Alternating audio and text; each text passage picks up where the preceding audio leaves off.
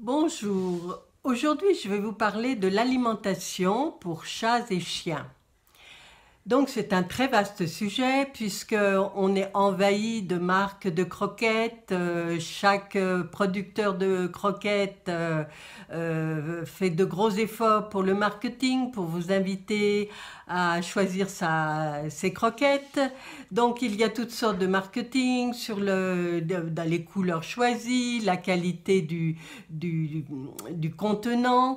Voilà, donc pour que c'est le plus d'effet naturel ou qu'on ait la sensation que tout ça est naturel.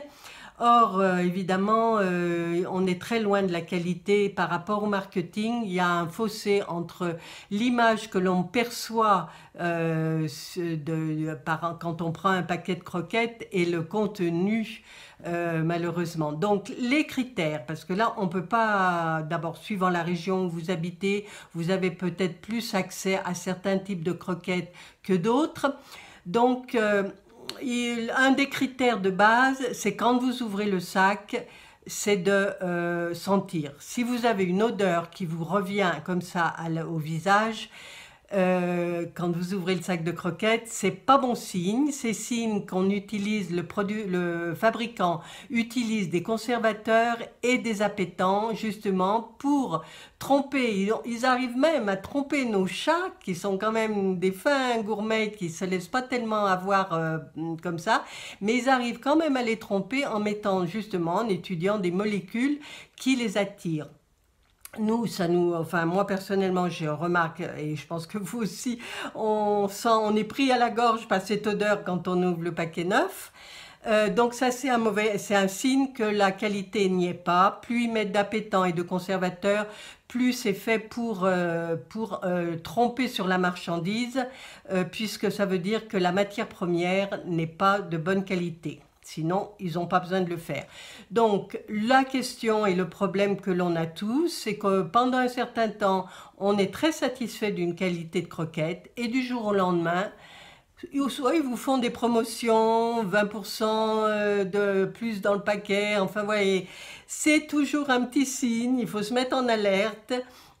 C'est un signe, et en général, moi personnellement, j'ai toujours remarqué ça, qu'ils ont changé la qualité. Donc la matière première est moindre parce que ça se voit que leur fournisseur de viande fraîche ou de poudre, enfin de farine de viande a changé, n'est plus le même ou a plus les mêmes apports. Donc, pour combler cette moindre qualité, ils complètent avec des appétants.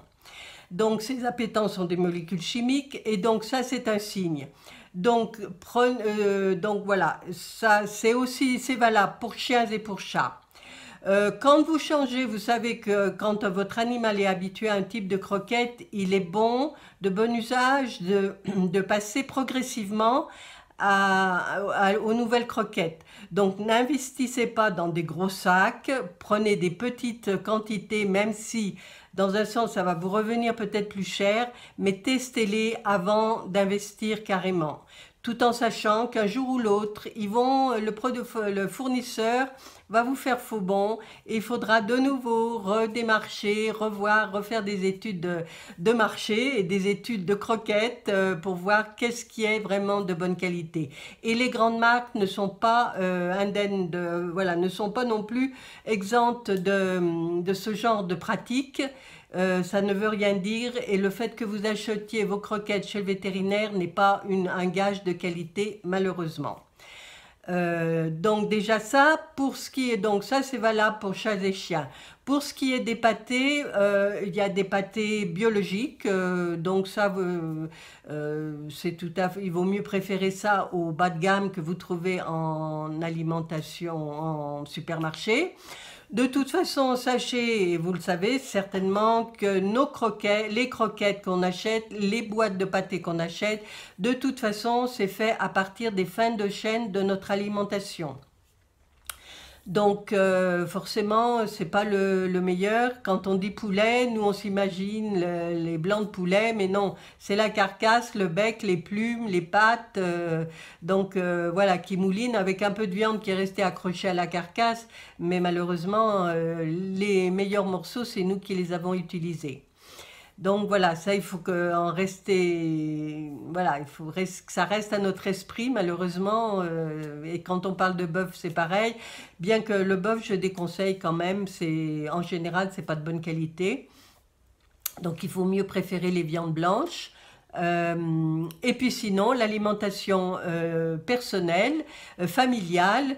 Donc moi, j'avais une petite recette et on peut alterner de temps en temps entre les croquettes, les pâtés qu'on achète dans le commerce et de l'alimentation familiale.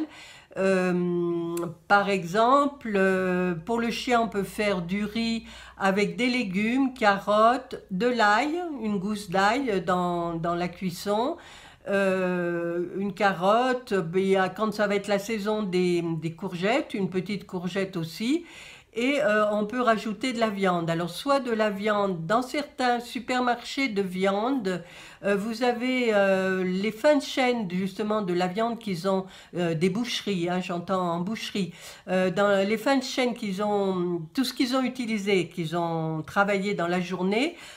En général, certaines boucheries le remettent, le remoulinent et le mettent en alimentation pour chats et chiens.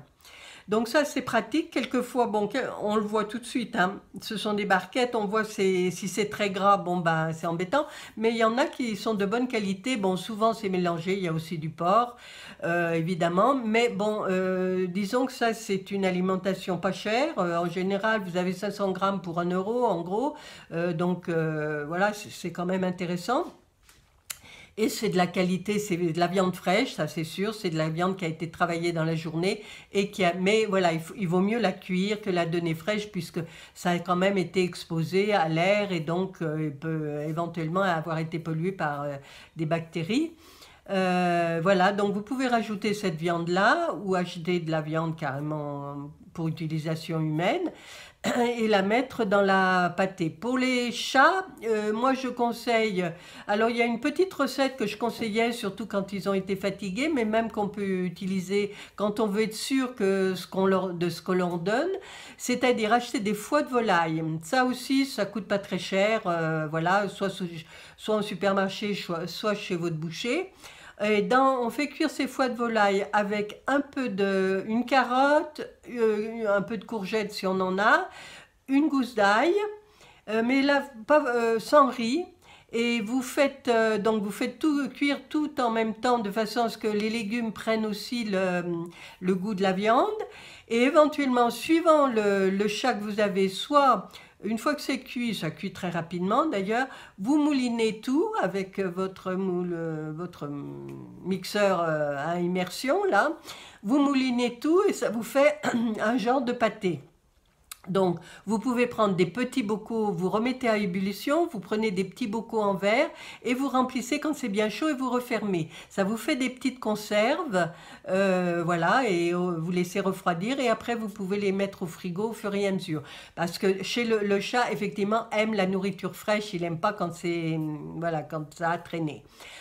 Si votre chat préfère avoir les morceaux, vous sortez les petits foies, vous les coupez un petit peu au couteau, vous moulinez les légumes et vous rajoutez vos morceaux de foie dedans, vous redonnez un coup d'ébullition et pareil, vous remettez dans vos petits pots en verre. Voilà, c'est une bonne façon, ça ne va pas vous durer, surtout si vous avez plusieurs chats, mais c'est une façon économique et saine de bien nourrir votre chat. Voilà, ça c'est des petits conseils. Dites-moi ce que vous en pensez. Dites-moi vous ce que vous faites dans la réalité. Voilà, si vous avez le temps de cuisiner pour votre chat ou votre chien. Et laissez-moi donc vos commentaires en dessous de cette vidéo. Mettez-moi un petit like. Et puis n'hésitez pas à partager et à me poser vos questions. Je vous remercie. Je vous dis à très bientôt. Au revoir.